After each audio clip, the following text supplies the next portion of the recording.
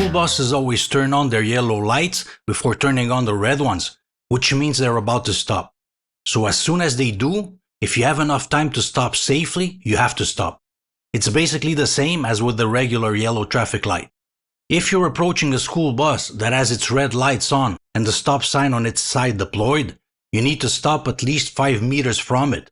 That's more or less 16 feet, or the length of an average vehicle. I always leave a bit more if possible. That allows me to get a better view of what's going on around the bus. Then you can only go when the red lights are off and the stop sign is retracted. If the bus is on the other side of an intersection, but so close to it that you don't have 5 meters from it on the other side, like here, you wait behind the stop line. If you want to turn, and there's a school bus stopped with its lights on near the intersection, and you don't have 5 meters distance from it, again, stay behind the stop line and wait before turning. If you're on a street with a median, and the bus is stopped on the other side of the median, you don't need to stop. Only the vehicles that are on the same side as the bus need to do so.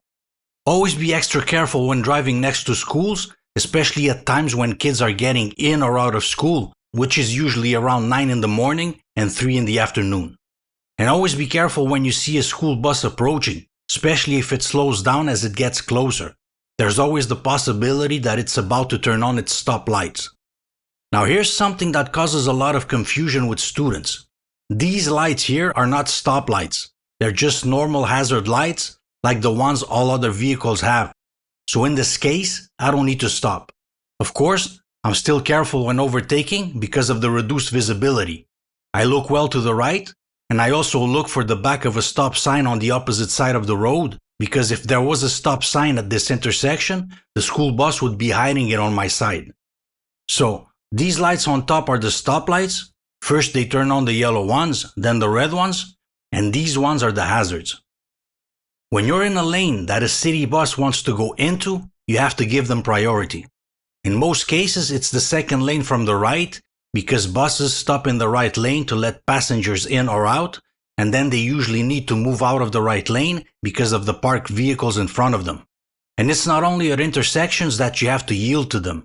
Here there's this obstacle in front and the bus will need to change lanes, so I yield.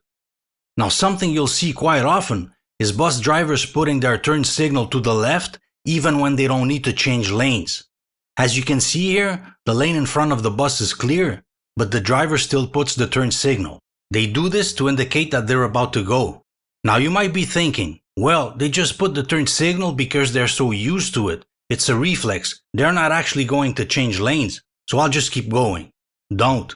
Stay behind and wait to see what they'll do. Sometimes they still do change lanes, and sometimes they need to turn left at an intersection, which is something they rarely do, but it happens. Now one thing you cannot do is to turn in front of a bus that's stopped at an intersection to let passengers in or out. You have to wait behind it until it leaves. The only situation where you can do it is if the bus is stopped with its hazard lights on. In that case, you don't know how long it'll stay there, so you can turn in front of it. But be careful with that. One place where you'll often see them with their hazards on is at subway stations. They'll often stay there longer to wait for people to arrive from the subway. In this situation, I want to turn right at the intersection and I see that this bus has its hazard lights on. I need to wait before turning because the light is a green arrow that only allows me to go straight. Now during the few seconds I've been waiting, the bus left, so I wait for it to pass. So always do your verifications even in situations where you might think you don't need to. If you're approaching an intersection where there's a stopped bus that could be about to go, if you can, just change lanes. Problem solved. Here, I even get a 2-for-1. That's a good deal. When you see these diamond shapes on the asphalt, these double lines, and a panel like this, it means that the lane is reserved for a particular kind of vehicle. Most of the time, it'll be for buses and taxis. They're usually reserved at certain times of day, rush hour mainly, but sometimes they're reserved 24/7. The hours at which the lane is reserved are indicated on the panel. So let's say you want to turn. You see that there's a reserved lane, but you don't know if it's reserved now because you can't see the panel. Just turn into the second available lane. Then if you need to turn at an intersection, you can only change lanes after this dotted diagonal line. In the next video, I'll start a series of videos about a few weird or unusual things that have happened in my decades of driving. So stay tuned and see you soon.